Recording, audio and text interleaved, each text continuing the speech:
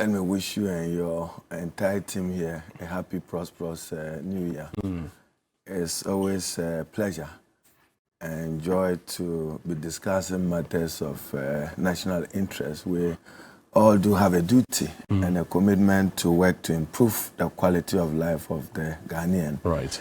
That's the onerous responsibility imposed on us by trust of public office, and that is what is expected of us. This morning is significant in many respects. Parliament reconvenes after a long break, which allowed members of Parliament to get back to their constituencies, to appreciate the issues on the ground, and to come back to see if we articulate and so ably reflect. I just share mine with you. Tell me. I spent some time I'm a rural MP, Tamale South, Right. so I went over in the evening, night meetings to Adubili and the Toile, which are my communities on the Kumasi Road. Right. And as I engaged, the chief said that, Honorable, you are here. And I smiled and he said, we are not happy. And I said, what is this? And I said, Ghana card, national ID card, and SIM registration. And I said, in our community here, we only can count 4 or 14 persons. Really? Now, if you have such a major national activity of a national identification exercise, which even contemplates that the time-tested, guaranteed constitutional right to vote will be premised on a national ID card, and citizens don't have access to it, or half of the population don't have access to it, that is disturbing and that is worrying. Right. What is even more irresponsible is that for this government, we need to know how much is it costing the states cost to undertake this exercise. Nobody told you? If you know, share it with me and let anybody in government share with us how much is it costing the state of Ghana to undertake the national identification exercise. Is it a PPP project or initiative as I understand it? At what cost? Is it one for which the sovereign is guaranteeing some support for an entity to do it? Is it one for which we annually hear budgetary releases of 100 million here, 50 million there to support it? I want to see a But there's a committee in Parliament that is supposed to be handling communication. I've gone beyond committee. I'm simply saying that if you have it, share it with me. And anybody in government should share the contractual, the contract relating to the matter of. But that's a serious thing you're saying now, that such a thing will be happening, huge investments, and the representatives of the people do not know. I'm asking for it. I'm saying that we would even walk through how it was procured and undertaken, because it's such an important exercise. I'm all for a national identification. What I'm disappointed about is silos of data in Ghana and our inability to understand it. When you hear a chief executive of a national identification authority tell you that SIM registration is a useless activity. So tomorrow, must we hold somebody accountable for undertaking this exercise that has so been described as useless? Can we trust you to do that? To which state resources probably may be used for the exercise. Can we trust you to do that?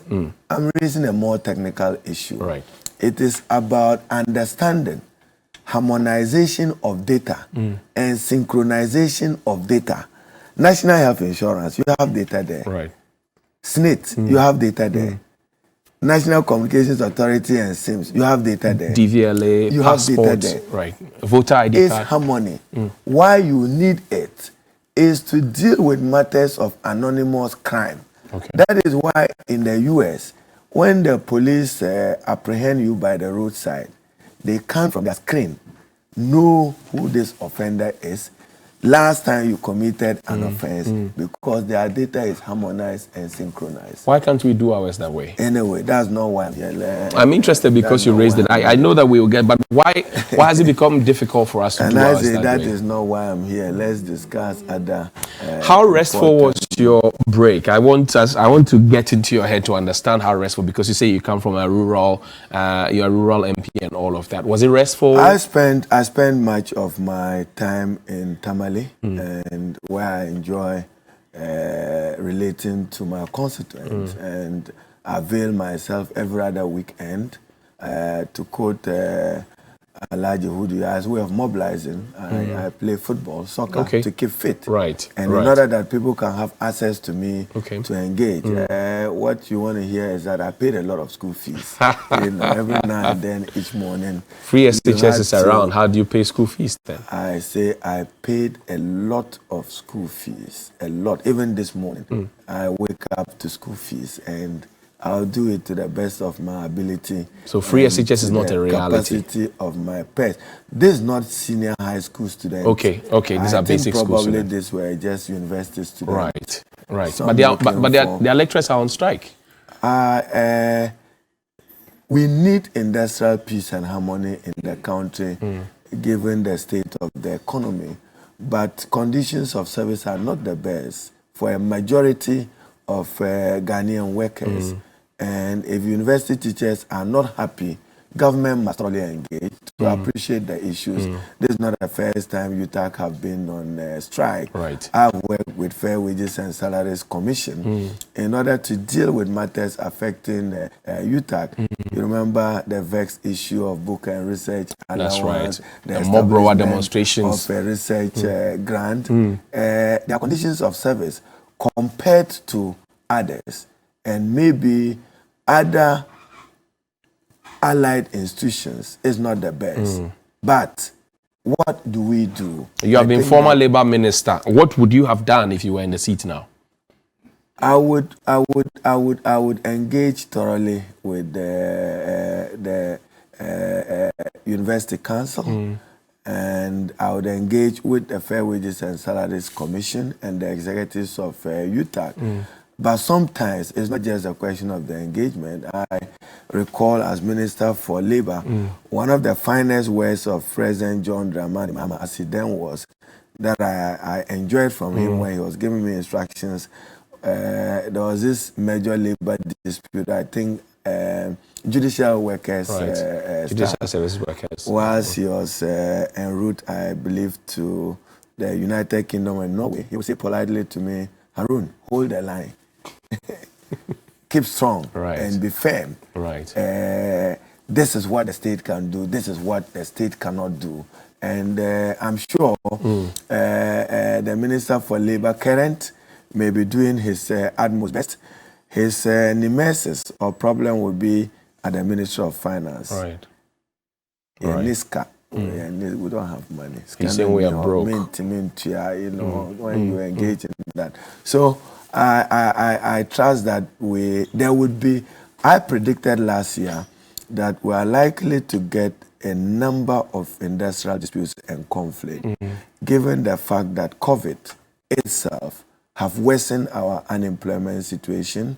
Thankfully, within the public sector, there was no redundancies of persons losing jobs as a result of COVID, which is positive. But the negotiations of public sector wages of between 4 to 7% is problematic. And probably even today and tomorrow, something significant will happen in Ghana, because the workers will have to go and get their salary and then appreciate what it meant by a 4% adjustment, traveling towards a 7% adjustment. And the computation, I just hope that the Controlling Accountant General gets it right, so that it doesn't itself get persons worried to want to embark on strike actions, which can affect productivity.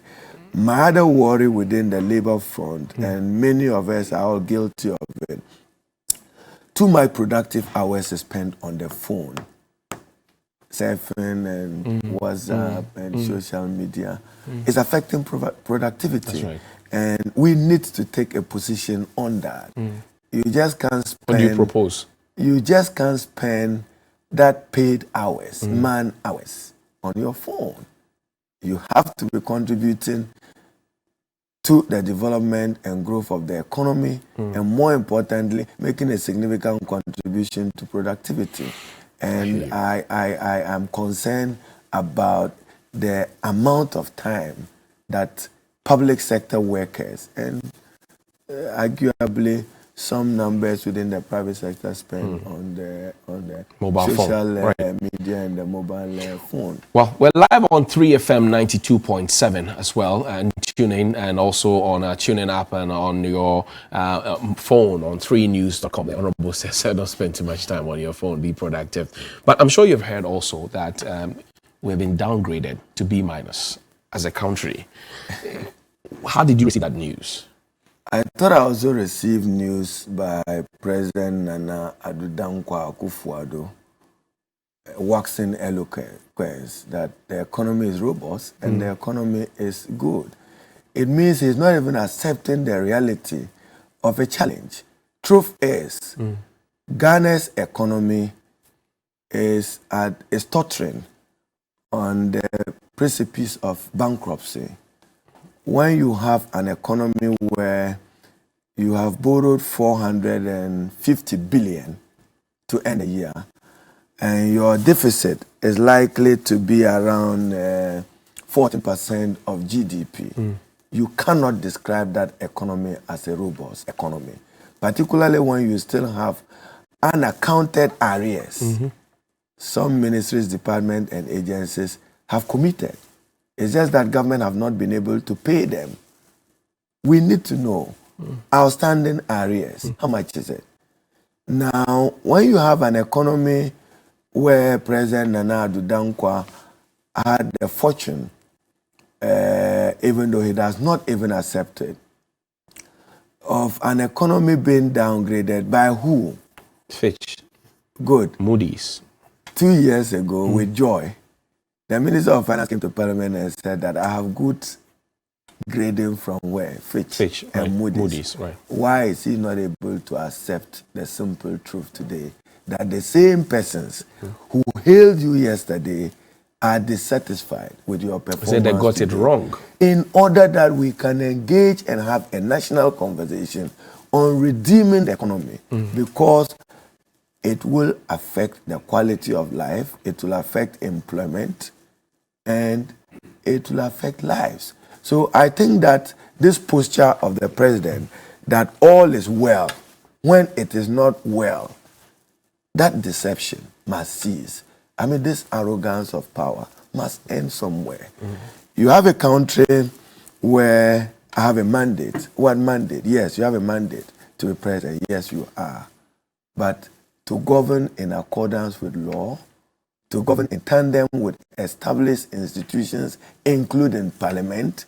It is not for nothing that the 1992 Constitution provides that the president shall, in consultation with parliament, in other places, prior approval of parliament, in other places, with the approval of parliament. Right. It simply says you can't take that decision solo as an individual president. So you must recognize that the very constitution, which is the group norm of our country, imposes some legal obligations with you to work with state institutions. You don't see that happening? I'm not satisfied with the level of engagement. It could be better. What is missing? So what is missing in the link? When you see Moody's and Fitch, you want to know, in September last year, we're told that Ghana's debt in their numbers was around 341 billion. That's right. Which was 77.1% of GDP as they reported. By November, it had increased to, as I said, over 437 billion. So 80 something. Yet, as at January 2017, what President Nana Addo Dankwa described as a colossal amount of debt was 120 billion. So, in excess, you have borrowed 300 billion within the last 5 years. For what purpose, to what ends, to what infrastructure, to what improvement in the quality of life of the Ghanaian?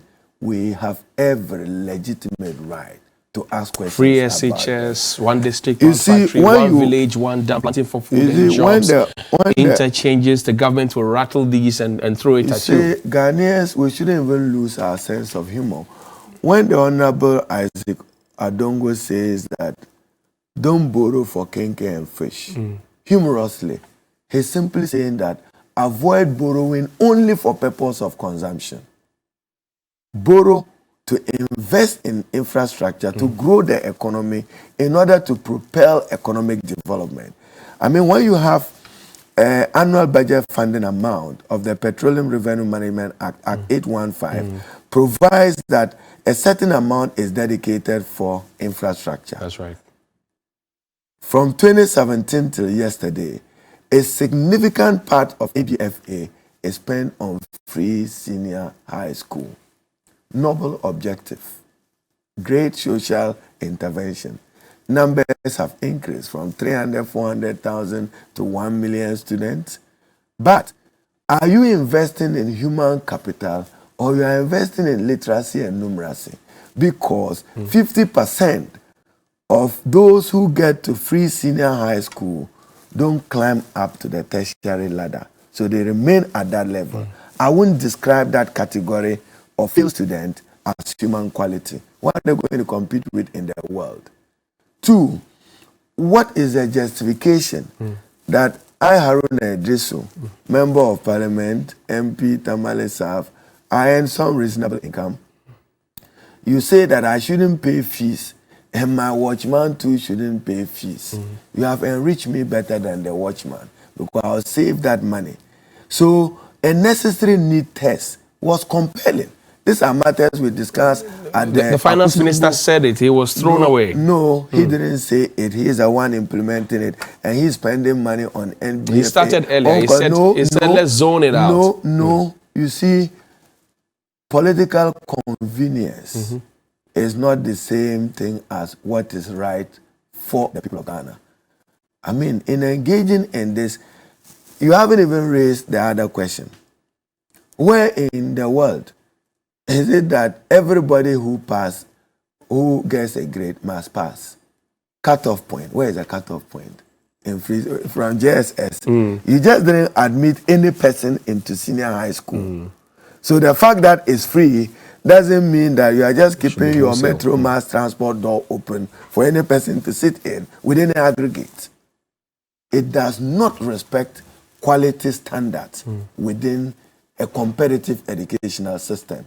10 years down the line, we would appreciate what harm we are doing to the development of Ghana's human capital under this popular policy. Nobody is saying, I'm sure the next advert you see is that Haruna benefited from free senior high school from the north. An affirmative action of a sort that happened.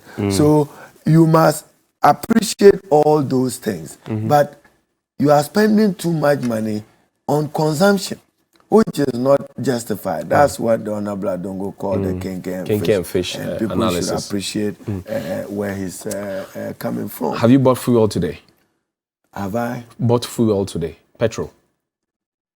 Oh, not yet. But have you seen the prices at the pumps? I'm closer to TV3 and my first...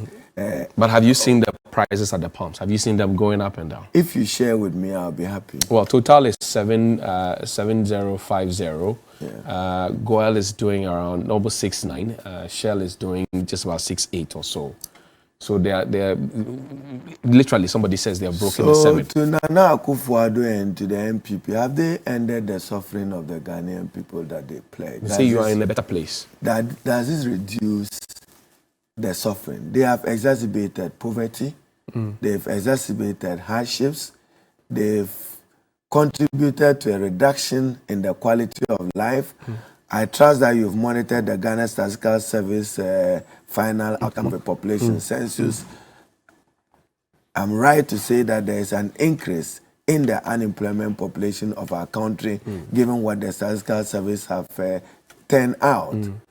That must also be worrying. Now, is that not why the government says, pass the E-Levy, let me get money and employ some more young people? You say no. E-Levy, more complex and complicated than I even appreciated a few months ago. I mean, thanks to the brilliant article of Bryce Simon, Haruna, hold your horse. I'm sure I can borrow his horse to tell government that hold your horse, hold your horses on E-Levy. Right. I am not too sure, and I've listened to the Minister of Finance at his last press briefing on E-Levy, and it's an undeniable fact that he traded half-truths when he says that he has engaged the minority. From the day Parliament went on recess up till yesterday, I have not been engaged, nor consulted, nor even my team engaged by any person from Parliament, outside Parliament, or in the executive to discuss matters relating to E-Levy and how to salvage the economy. That's strange, because we thought that you were going to use the holidays to come to the table. And I'm saying that I spent my holidays in Tamale, I didn't spend it engaging or negotiating on any levy, because nobody engaged me on any levy. In any case, I don't work alone as Haruna Iddrisu. We constituted a team of the Honorable Kofi Ato, the Honorable Asedin Ketia, the Honorable Atu Forsen, the Honorable Jinapo, my able whip, the Honorable Muntaka, and Honorable Aveji. And sometimes we draw from expertise and others to engage the government. Since negotiations broke down on many of the issues that we argued on, we got some positive, or call them decisions from government. On E-Levy, the most contentious issue, we could not agree to agree. What happened during the vote? What happened during the vote, an aberration. The Ghanaian people are unhappy about it. They think that Parliament should live above that. Okay.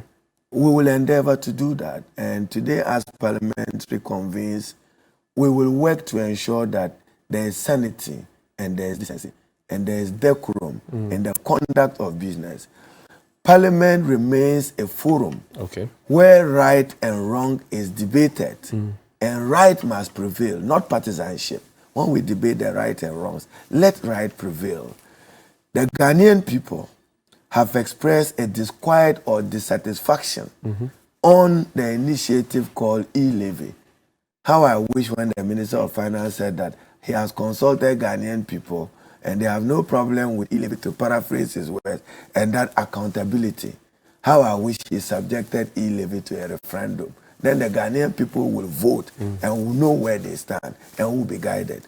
Because as a political opposition, we reflect the legitimate concerns of the Ghanaian people.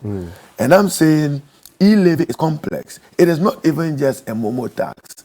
E-Levy is a money tax. Nowhere in the world has this been experimented. This is the first time in the world that any country is seeking to impose a levy. You cannot even explain whether it's on capital gains, whether it's on investment income, or it's on income. Nebulous.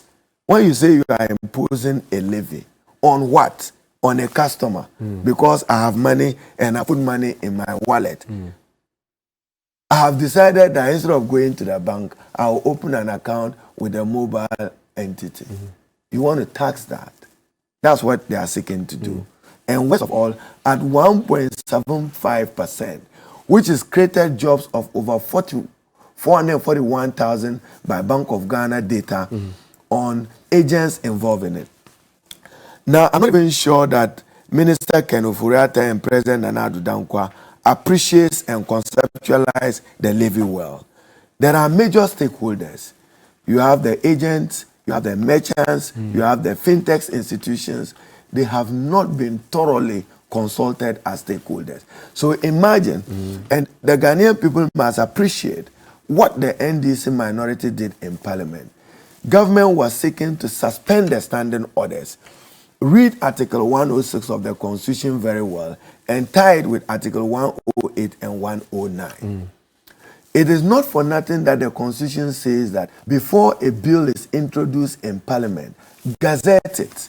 Okay. The essence of for a 21 gazette, days. Yes, the essence of a gazette is to allow for the public to input into lawmaking. So it is not an exclusive right of Parliament or MPs. No, the public. That's why you submit what you call memoranda. I see. No, I'm still there. Let me end it well. You must get it right. So when you come to suspend the standing orders, it means you are disallowing the public, stakeholders, and other interests. It's like coming to pass a banking act without consulting the banks. Where does that happen? Where there is respect for values for good governance. So we said procedurally, what are you seeking to do? So what the NDC MPs did, I've seen people write articles as if it was only NDC MPs who were engaged in the brawl. That is inaccurate. There was a brawl affecting both sides of the house, both NDC and MPP. Not a decent reflection of what we are and what we should be doing as members of Parliament. But our members were compelled to preserve the sanctity of our standing orders, which guides our business, and to preserve the values, the letter and spirit of the 1992 Constitution. It is tried knowledge that where you have a hung parliament or a balanced parliament, it simply means there's no absolute majority. So President Nana Akufo-Addo, the majority disagrees with this. Oh, you can disagree. If you allow me a second. There's no comfortable or absolute majority.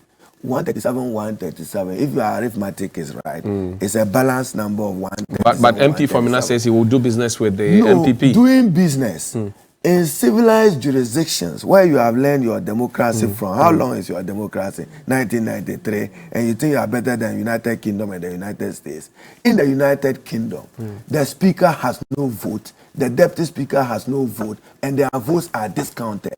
So if you seek to introduce new things that are repugnant and preposterous to our standing orders, we will resist it. And that is what we resist. I see. Because you spoke about the public inclusion, let's listen to the voices on the streets on the E-Levy quickly, and we'll come back into the studio to understand what the expectations will be in Parliament as they reconvene. You're reminded that you're live also on 3FM 92.7. The Honorable Haruna Iddrisu, Minority Leader in Parliament, is my guest. Bang for it, media no crown, or say, because I me no me, my dear, but I'm cancel because bank and a prior G dada. It's a Muji bank ni dada, nebi or Mudia to Hona, Nipani Pentem no Apoya, no Musa Tibia, say no so, and the boy mine. It's a good policy, but I think they have to reduce it instead of is it 1.57? Yeah, if they can reduce that one, will be okay. It's a good policy that will help everybody to be part of the tax collection. As a government, no we are mobile. As I said, Ghana yeding no credit ya me and him. And you see a tan, ye penasem. No, it's an I into the same tax in the better. And no, I did also anyhow. So I see a todd impo, and now you are Juma, and now you are Jumampo, and I said tax no every bar. I can no problem. Say, no, I did Tony Hop. Had Juma shouldn't hop. Tax way, and no more dear. Parliament for more and so on the Bay Juma. You see, already people are paying tax, and then now the government want to take tax again on the how do you call it, on this E-Levy, and I don't think it's right. It's a cheating. Yeah, so I think what the government should do, rather should find elsewhere to find money, but not on this very E-Levy. So the E-Levy should not be approved. As a citizen of Ghana, to me, the E-Levy, Memon Majon said, I'm in Tum. I'm saying, so my want to see here. Entina, I will pass on what is E-Levy. Ebano, Babuama, or man, and what no be any Sikana, and I know have last time. My fact, $25 million US. And I bought Sabo for say. Akufo-Addo, Afe Adechiano, what's about to pia otam baba to pia otam 30 pesos na wo wiasa be ka chika say sikani ho enti wo de bibi by fan E-Levy yeah me E-Levy ne dia me tum sa parliament no o mo gitum de dia and am say demonstration can see about so Ghana hey nyina dia. Those are voices on the street. So, leader, we have done a survey out there, interviewed people, but the majority leader, for example, insists that it's been passed already. So you're going on and on and on about nothing. About what? The E-Levy has been passed already. E-Levy has been passed. Yes, he said it's been passed. Now they're just looking for the legislation. Says who? The majority leader, your co-leader in Parliament, your opposite number in Parliament. As far as I know. It has not been legally passed as is required of any bill on taxation. Explain. Pursuant to Article 174 of the 1992 Constitution and Article 106 in particular and Article 108 to guide. To impose a tax, you necessarily must introduce a bill. So let's see whether a bill will be introduced or not. If it has been passed, then why are you all saying that Parliament comes back to the E-Levy if it has been passed? And he says technically. You see, this kind of deceptive maneuvering must stop. You cannot impose a tax without the authority of Parliament. Parliament has not given its authority to a bill which will end up in an act assented to by the president to become law for the imposition of it. You remember when I reminded them about road tolls? You're right. I mean, you just not acting. So in Ghana, is there a rule of law? You haven't even amended the Road Toll Act. You have said that tolls should stop. Revenues are lost. You could double the road toll. If it gave you 78 million, you could as well make a 156 million if you double it. Now, vehicles just plying in, driving to Burkina Faso and other landlocked and other countries, they pay nothing, but yet they contribute to the deterioration of our roads. That is what that money was supposed to do. I don't know of any country where public-private partnership within the road sector, particularly for purposes of dualization, has not used the vehicle of tolls. I mean, if you've been to the U.S. and you are driving through New York and Washington, you know the number of tolls you come to, how much you pay. They make a dedicated amount of it, and they use it very well. So, for the majority leader to say that E-Levy have been passed, I'm sure in context, he was saying that the policy principle of the budget have been passed. Policy principle is not a bill.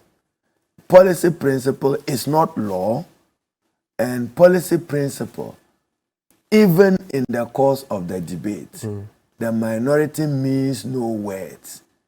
In sharing with him, the people of Ghana and the public that were opposed to E-Levy. What will make you change your mind? Not this kind of attitude will make me change my mind. When you say it's been passed, and I will go and prove that it's not been passed, and I'll prove it on the floor of Parliament. When you are coming to even introduce a bill, I'll question you because you say it's been passed. So why are you introducing a bill when the Minister of Finance, just 2 days before, tells the Ghanaian people that I'm coming back to Parliament with a new bill on E-Levy? So the contradiction, don't take it from Haruna, contradict him with Kenofurata, and you know whether E-Levy have been passed or not. Play the words of Kenofurata against his words. And I don't think that there is an act called the E-Transfer or E-Transaction or E-Something Levy. I'm not aware that the obligations constitutionally expected of the President and expected of Parliament in discharging our legitimate duties with the Article 93 giving us the power to legislate have so been exercised. As I said, reference to Article 174. That's why every student of political science or economy learned that there can be no representation without taxation and those matters relating to it. So he can say that. And I've also heard another comment. So let's play the first deputy speaker's thoughts, and then we will get into that conversation as well, because we need to iron out all the issues regarding the E-Levy. Deal with the challenge of taking advantage of the one majority we have, knowing that we may never be able to rely on the Speaker in these circumstances. There are 137 of us plus one who may be presiding. In that circumstance, how do we go about reaping the one advantage we have as a caucus? That, in my view, should be the focus. We are a party in government. In the chamber, we are called the majority. But it does appear that any time we have to take a decision, we either need Mr. Speaker in the chair or all of us must vote. The Honourable Joe Owusu is the MP for Bekwai, is a member of Parliament on the ticket of the NPP. What are your thoughts about this? Very disappointing and heartbreaking. He's simply, without saying it, is saying that ignore the minority and ignore the Speaker.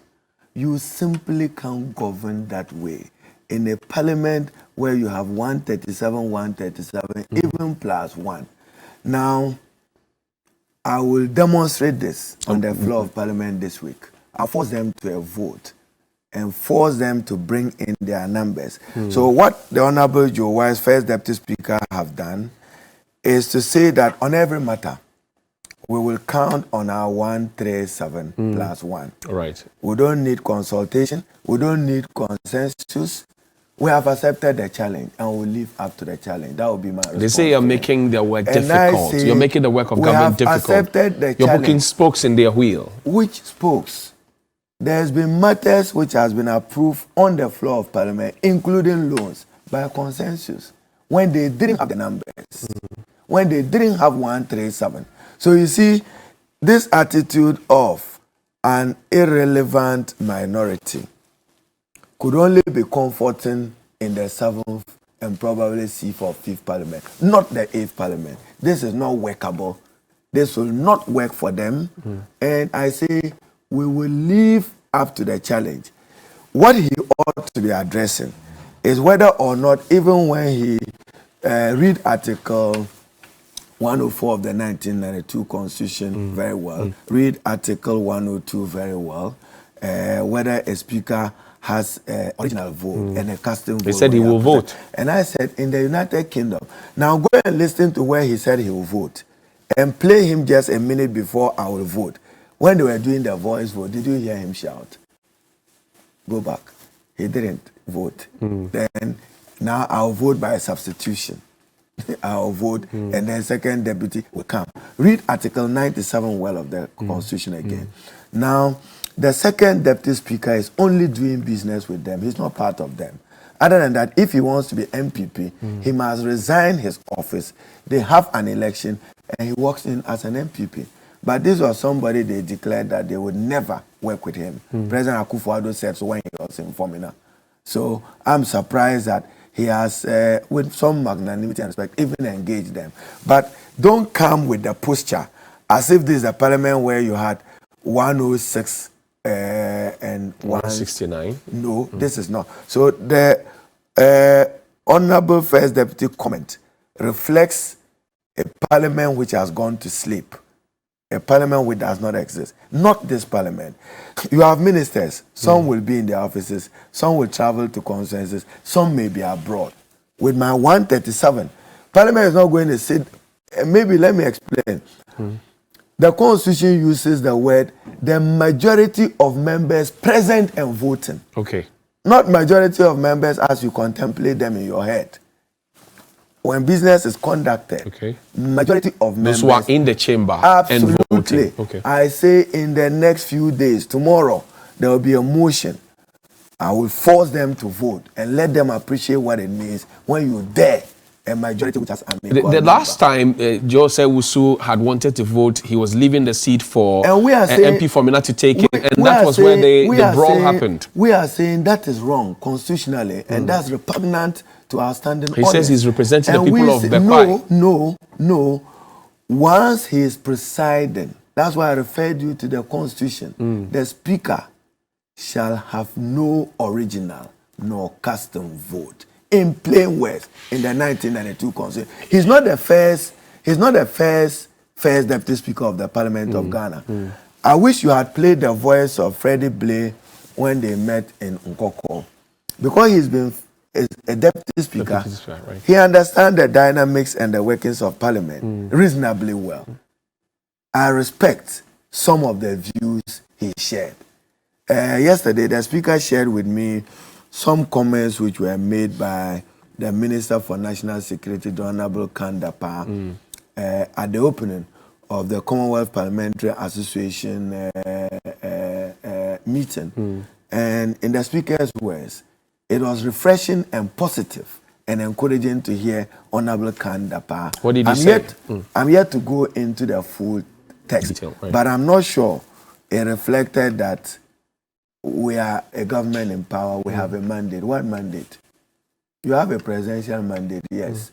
Even the parliamentary mandate, we are fraudulently denied that. That is why we are contesting Techma. So you see, the Ghanaian people deliberately voted for a hung parliament or a balanced parliament. You can use your words to say that you are a majority, but you simply don't have an absolute majority. And I'm saying that in every civilized democracy, where the ethos and values of parliamentary democratic principles have so been well practiced, no speaker or a deputy speaker exercises an original or custom vote whilst presiding. Do you think? And therefore, it was that wrong that we sought to prevent, which resulted in the brawl for which we have been so condemned by the Ghanaian people, and to which we have resolved to behave well, appreciating that the Ghanaian people will know the context in which we... The first Deputy Speaker also said that they cannot trust the Speaker if they want to conduct government's business and to push government's agenda. Do you see this as an attack on the Speaker? And I think, first of all, my advice is, do you insult your mother and keep your wife? You insult your mother and want to keep your wife, do you? That's my advice to the MPP. You don't insult your mother and keep your wife. Who is the mother? Who is the wife? The needless vilification. No, I want to understand. Sorry. Who is the mother? Who is the wife? I say I've given my advice. That's the Dagomba. No, you're a Dagomba man. I'm not. So I want to learn. Don't insult your mother. Okay. And keep your wife. Who's the mother and the wife in this context? You when you marry, you are not looking that your wife will become a mother. You know, the vilification, the insults, the abuses, even to the absurdity of sharing Honorable Bagben's medical record because he disagrees with you, untenable. Untenable. This is not the first time that persons have traveled abroad for purposes of medical care or medical attention. What was the disagreement? And the majority must bow their head in shame. Why? Where in Ghana's history has a majority party walked out on its own budget and want to shift the blame to Bagben? Stay in, let's vote. They just didn't walk out. They avoided what I told you. That's why I said read Article 104 well. I saw them saying that they want to educate Haruna Iddrisu and NDC on it. On Thursday before the budget, related to the Speaker that I will invoke Article 104. It says that where the vote is a parity, you lose. So they just didn't walk out. They lost their vote and walked out in shame. But they called for a division. No, right? but that division would have reflected 137, 137. If you want the flight details, Adjoa Safu is Member of Parliament. That's right. She arrived on a private jet. I have the details on my phone. I can share. You got the manifest. Don't worry. At 11 p.m. So she certainly couldn't have been part of a parliament which adjourned before 8 p.m. Impossible. So where were you going to get 138 to be the vote? And then you insult us back with this attitude. You just didn't have the numbers. You were 137, we were 137. So you would have lost the vote in accordance with Article 104 of the Constitution. So to avoid that shame, you walk out and tell the Ghanaian people that you walk out because of General Asid in Ketia. And you can't even engage. This is what happened. I say, if you want, I'll show the Ghanaian people the flight which brought Honorable Iddrisu, and I'll show the Ghanaian people the time that particular flight arrived in Ghana. Could not have been at a position or a situation where probably she could have been able to take part in the vote. Which flight was that? Which plane was that? Don't worry, on that particular day. Now on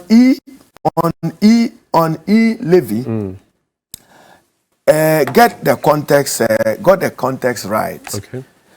On E-Levy, we simply are not saying that fiscal consolidation is not important.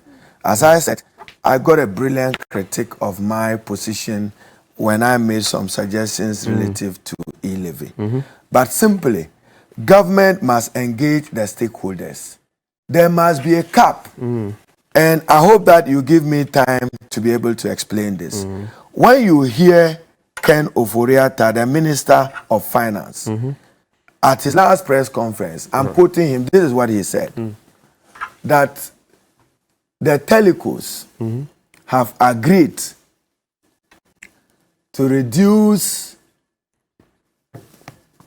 their share by 0.25%. Right. It is worth interrogating by you, the media, persons in the telecom industry, stakeholders in the industry, and other related matters.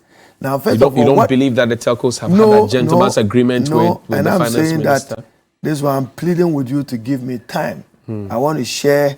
I've been Minister for Communication, so don't take my technical expertise for granted. I'm not. I'm not. I want to listen to you. It's only in Ghana I may not be respected. When you go to Geneva, I have high standing when it comes to the sector. I just share with you. The minister says they have agreed to reduce 0.25% of their charges, the telecos. To expose his contradiction, which is the heart of the deception, is that one, the telecos were not universally and uniformly charging 1%. Show me where Vodafone charged any person for Momo. No, it was MTN. Two, MTN was only charging back to back, cash in, cash out, electronic money transaction in your wallet. They had a cap and imposed a charge on the cap. So if you deceptively tell Ghanaian people that they have agreed to reduce their charges by 0.25%, I asked Ken Ofori-Atta and President Nana Akufo-Addo, 0.25% of what? Because they never were charging on transactions. They never had even a uniform levy within the telecom sector that every telco entity took this particular percentage. All of them had their way of dealing with it. But with MTN having a back-to-back 1%, 0.4 to 0.6% sometimes, and then if you were withdrawing cash out, they will impose a particular burden on you. That's right. So let me use this example. We must make a clear distinction between fees and transactions. There was a cap on fees and there was a charge on fees. You can't equate that to a 1.75%, which has not happened anywhere in the world. Cameroon is 0.5%, now 0.2%.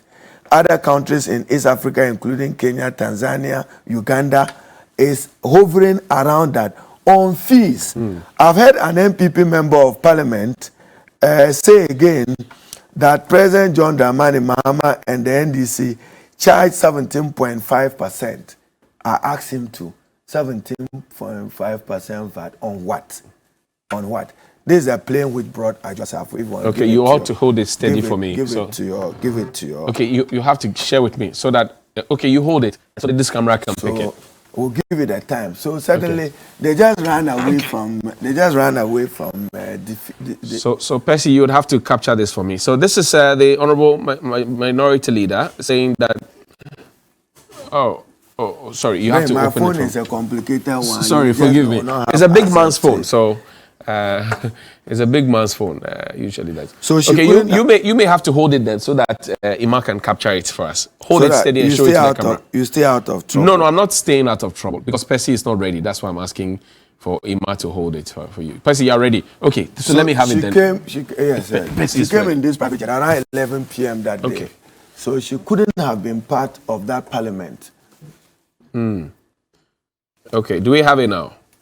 Okay, so this is it. This is what the Honorable Haruna Iddrisu says. And unfortunately, for those of you on 3FM 92.7, you can't came on this private jet. So you said she arrived at 11 p.m. Yes, around that time. Okay. But certainly not before Parliament adjourned. Right. So she couldn't have participated in the proceedings of Parliament. So it's HB Joe.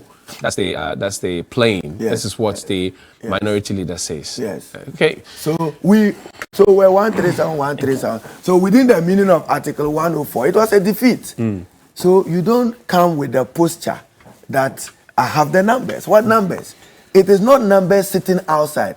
It's numbers present and voting. I've heard some and members look, I say we will leave to the challenge of Joe Osei-Owusu as a minority. This week. No, every other time. That they will work with their numbers, ignore Mr. Speaker Bagwin, ignore minority, ignore 137. You don't need them to do any work. Significantly, from research that has been done by the African Parliamentary Center, and I should commend the leadership, Dr. Rashid Rahman and co. We have always built consensus. We have. So what is happening this time around? There's been times that even government depended on the minority leader to get bills passed. Even as chairman, as minority leader. We worked with him, we engaged him. When I was Minister for Communication, a lot of the bills I worked with him. So I'm surprised to hear them say that we cannot rely on Bagbin. What has Bagbin done wrong? Indeed, if Bagbin wanted to hurt them, he should have overruled Osei-Owusu. That all the rulings Osei-Owusu gave, what capacity did he have to give the ruling? He says, I'm not speaker, I'm MP for Bekwai. So what rulings have he done? So let's set aside the ruling. You want me to demand that I'm capable of doing that today? You say you are not speaker, you are just ordinary MP. Yet you make ruling that you expect us to respect. You are going to cause trouble. And I say which rulings? You are going to cause trouble then. Then let's come to, I don't want to digress from E-Levy. I want to give you this example. You have more to say on E-Levy. No. You need to just tolerate me. I will tolerate you because it's been difficult trying to get you and your opposite number. So on E-Levy, I'm going to use you as an example. Assuming you have a brother who was abroad, or your auntie or mother was abroad, and he decides to send you $200. Initially, they wanted to tax remittances until we said this is wrong. They are now seeking to run away from it. They want to tax bank-to-bank charges. I've transferred money from corporate entity, water company A to cap company B. You want to put tax on it. That's why I say it's a lazy tax on money.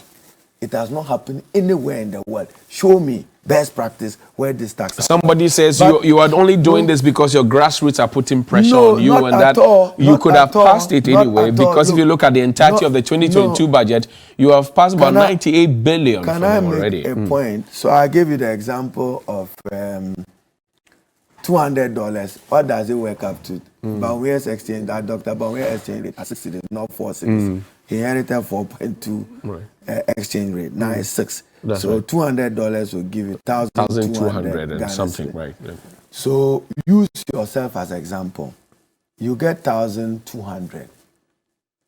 Whether it's cash in or cash out, you have electronic money. You give 1,002. You give 1,000 to him. He gives 800 to her. She gives 600 to her. She gives 400 to him. He gives 200 to him. You have to pay money on all this money. On all the charges, the transactions. Yes, I'm not saying it. That is what they are seeking to do. And say that we shouldn't call it double taxation. I'm buying a mobile phone. You have charged me that the mobile phone is 5,000 Ghana. I have chosen that I'll pay for it. and I'm already paying VAT on the mobile phone. You are saying I should pay E-Levy on it. What kind of economics? So they expanded the tax net. I say, what kind of economics is that? You don't tax capital. You don't tax savings. A mobile wallet is a savings account. Challenge me. A mobile wallet is a savings account. That's not debatable. So why do you want to tax it? So that is why they must engage. And in engaging, they will learn that at least we have to minimize the impact of the service on the growth of our digital economy. We've just started. What happens to merchants? What happens to fintech institutions which have just secured licenses and paid money from Bank of Ghana to be able to participate in this? The E-Levy, does it conform to industry norms and standards? Have you asked MTN how they were doing it? I'm using MTN because I know the telecom industry too well. Ghana has created a significant dominant market shareholder of an MTN. So they are dominating your telecom regime and they will dominate it for some time. You have to accept that reality. So MTN was not charging on transactions. MTN didn't say that your 1,200 pay Momo, transfer, whether cash in or cash out, 800,000 pay 1.75. No, there was a cap. If you did 1,000, they took 10 cedi. Up to 5,000, they took 10 cedi. So if Kenfurata tells Ghanaian people deceptively that telecos have agreed to reduce their charges by 0.25%, of what? Because the regime you are seeking to tax is not what they tax. They were on fees with limitations of capping. To this extent, we'll take something from you. Outside it, we would not. And you see, you don't want to encourage an armed robbery economy again. Why do you call it so? Armed robbery economy. People will now move back from cash light to cash economy. Okay. I'll carry my money from Kintampo now Accra to buy rice instead of sending the money by Momo to buy rice. So armed robbers will meet me on the road and finish me on the money. That's what you are doing. Yet the same government between 2017 and 2021 launched a cash light economy. And we're boasting about it, that they've grown Ghana digital economy. What you are doing will minimize the gains of a digital economy. That is why we stand objected to it. I've had them try today to publish the NDC parliamentary caucus that I lead. The minority of 137 will simply not support the E-Levy in its current form, nature, and character. Yesterday, your side in Parliament held what do you call it? The NDC held a town hall meeting, and Elizabeth Ofosojari, one of the MPs, had said that, look, with 138, they can get it passed. I don't know about 138 on the floor until there's 138 on the floor. But getting it passed does not mean that. And then maybe... Is the speaker back in town? No, let me... Is Speaker Bagbin back in town? I want to get that, and then we can move on to... It's very, very well. We met with him yesterday, chairing the Parliamentary Service Board. Right.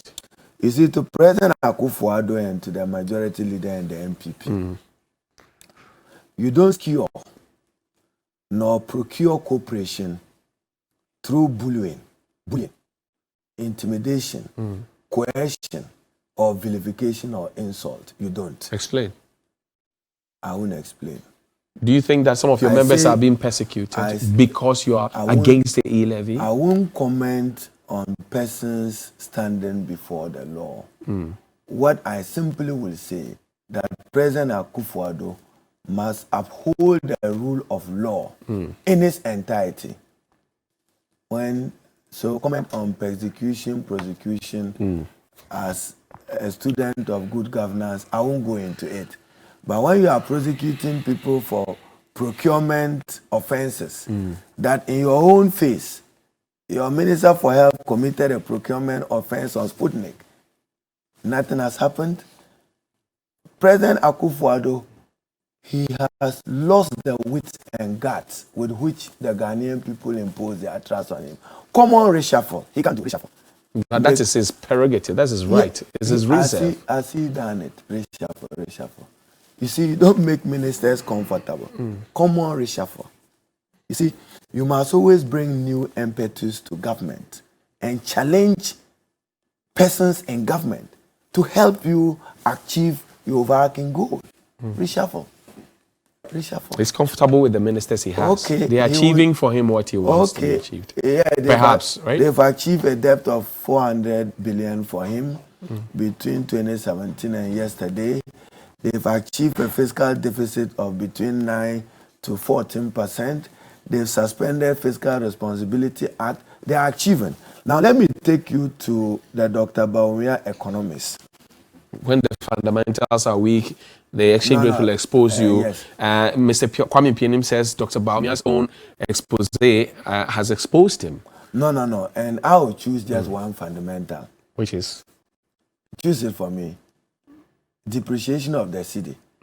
You know, MPP, they can be very interested with their economists. They inherited the dollar to cedi was 4.2. Today is 6.2. And they don't see anything wrong with it. For them, the fundamentals, use your words, are strong. Are weak. It's not me, it's Dr. Bawumia's words. No. So fundamentals, exchange rate from 4.2 cedi. You tell an importer that from 4 cedis, for which he got a cedi, he's now buying the same cedi as for $1. 4.2 cedis for $1. He's now using 6.2 cedis to buy the same dollar. And you tell him the fundamentals. Blame it on COVID. That's what the government says. COVID has devastated everything. It's unsettled everybody. Back to E-Levy. They say that without E-Levy, this economy will come to a standstill.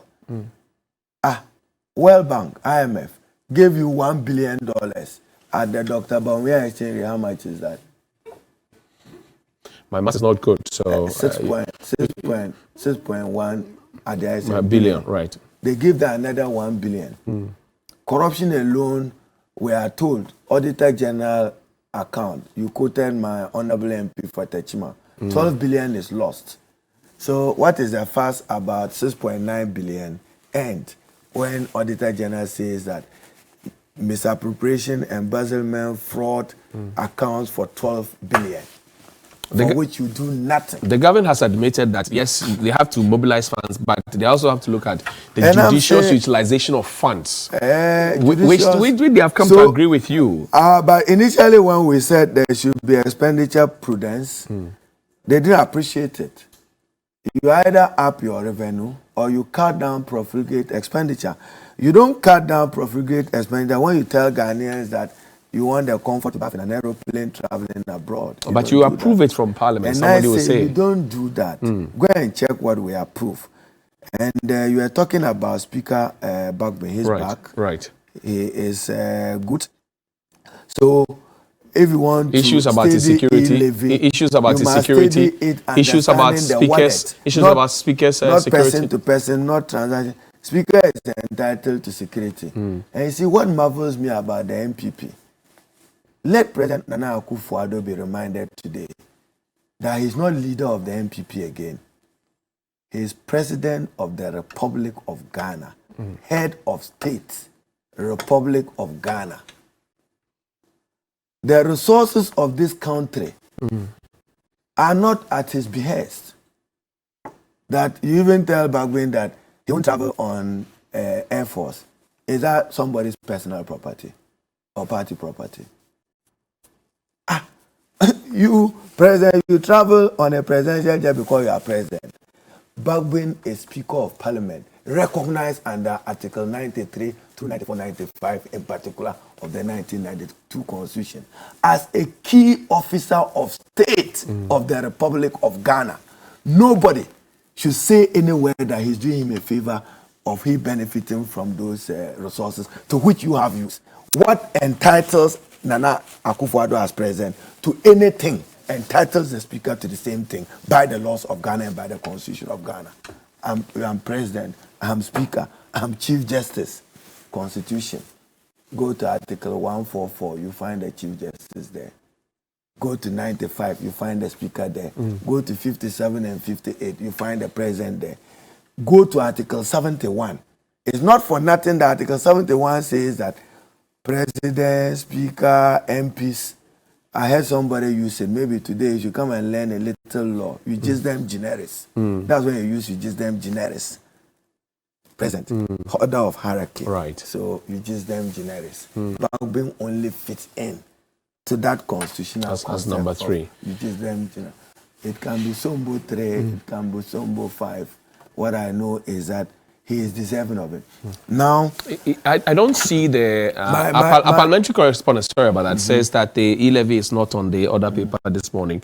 Will it show? Will you be surprised if you see it today? We will not accept a surprise on E-Levy. We want it to be programmed on a day that we are available. I'm encouraging government to engage further through a thorough consultative process. Listen to the telcos. They don't charge on transactions. They don't charge on person to person. They charge on wallet, because we are building an economic EMI, economic money, electronic money, EMI. That's why they have cash in, cash out. So even those who cash out, they pay higher. Because cash in, you are encouraging the growth of the digital economy and the electronic money space. We engage government. They were not ready to engage. I hope that I can end with this. You know, I know you want to end, because you have to go to Parliament. In one of the engagements, when I made some suggestion, one of them said in Chi, "Ebi I know doing some in Chi." I say, "Oh, minority leader, I was through what to do." And I told him, "And the brafome." And then I was through. And it ended there. I said, "I've ended it there. I just want you to appreciate that somewhere along the line there was engagement." And I'm saying that government must engage. This attitude of I have a mandate, I can rule, I can govern, not in the eighth parliament. You mentioned they need us. Even if they want to call us a necessary evil, they need us. I see. They need our cooperation. They need to build Are your doors opened? They must. Why not? Why not? Why not? You cannot be in parliament, be in leadership of parliament, and say you are closing your doors. What sense does it make? No. At every time, you see, you are making a mistake. I'm serving the people of Ghana. And I'm serving Ghana. And I have a sacred duty to protect the constitution of Ghana, to preserve and protect the standing orders of Ghana, and to use it to serve the Ghanaian better. I see. I have a duty. You mentioned earlier about the Sputnik V bipartisan Parliament will take a vote on it, and we will pass. We'll move a motion of censorship within the meaning of what the Constitution allows us to do with our numbers. And I hope that we're getting to the tail end. I'm showing presence in Parliament. We're getting to the tail end. As a media practitioner, I take interest today in pensions. I'm getting very disturbing reports. What reports are you getting? That Ghanaians who have retired under Act 766, the second tier pension, are receiving less than they would have earned if they were on their original pension status. That's information you are getting? It's information I have, accurate. And therefore, Act 766, because we want to please Ghana Forces, Ghana Police Service, Ghana Immigration Service. Sometimes we don't even remember Ghana Prison Service. I'll add them. And the Ghana Police Service, we need to review it. And I believe that we want to touch Cap 30. the That's what you're saying. Responsible. You know, if you check, in 2015, I had to come to Parliament as Minister responsible for pensions to amend the Pensions Act to give SNIT some space of 5 years to prepare for the payment of the lump sum and other matters. I'm worried about it because how much were you already earning that you are now earning less in pension? You are only retiring them to death and not retiring them The SNIT boss says we must look at the review of the pension age, maybe push it up a bit to 65. He's provoked a debate. I think we should look at it. But just as there are too many young people who are unemployed. Absolutely, they will not be happy about 65-year-olds in employment when they young people cannot find jobs. You must look at your longevity as a country, the age. In Ghana today, you people enjoy a contract. Somebody is supposed to go on retirement. You say you should be on contract. We have to discourage that practice within the public service of Ghana. But arguably and understandably, there are very dedicated, loyal public servants whose expertise and services you may need and require sometimes. But it should be used rarely and sparingly. Leader, thank you very much for coming. A quick one, though. I know that in the last session, for example, Honorable Sam George, Suhini, Mutala, and a couple of others, plus Reverend John and Tim Fojo, they led the LGBTQIA plus debate. They are asking for a law for proper family values and all of that. Will we see it again in Parliament? Will we see your side, the strong voices that you had again for it? The promotion and acceptance of LGBTQ plus is just culturally and socially responsible for the Ghana that I know, which will uphold to its cultural and time-tested values.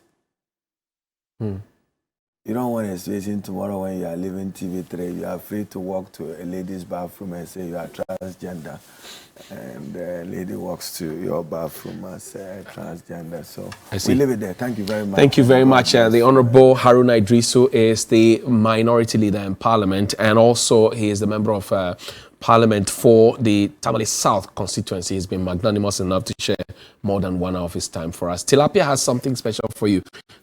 Fix your eyes on the screens and check it out. What is tilapia? Tilapia is our cartoonist here. You don't have Banku. That's our cartoonist there. So this looks like what you and Osaichi Mensabo. So the WWE sports is up next, by the way, and that's everybody behind Osaichi Mensabo. So anyway, he would have, and maybe. He would have majority of 1/3. He would have plus an independent read article 97 and sometimes the media. I'm just going to encourage you when you are on the floor of Parliament. We have what we call the agent provocateur. Okay. Always look at it. The day budget was read, when we all agreed that there should be no booing, no shouting. Watch where it started. Even the day of the brawl. Watch the movement where a certain leader had to go and block an end of Parliament because there was movement. Watch it. So, you see, in Parliament, Speaker and leaders, we must be trusting of each other in order to confide in each other for the good of the state, not our political parties. At that level, I mean, for the Ghanaian people, good. When Osaichi Mensah says that E-Levy have been passed, can you imagine what Haruna Iddrisu will be going through today if there was no appropriation and you were not paid? Public sector worker, what would have happened? So we have this understanding, so we know what we are doing. So we say, get appropriation passed.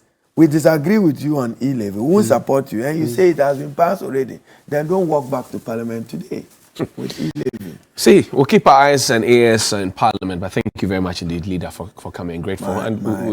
We look forward to some more engagements. My pleasure. And matter of pensions was reported to me by a respected person who worked with me when I was Minister for Labour in the health sector. I've asked him to give me a comprehensive paper on the subject. But I just think that the media must show interest in it because post-work, post-retirement security is important for many. That's when health begin to deteriorate and persons need support. Thank you so much. Thank you very much indeed. Grateful that you could join us this morning.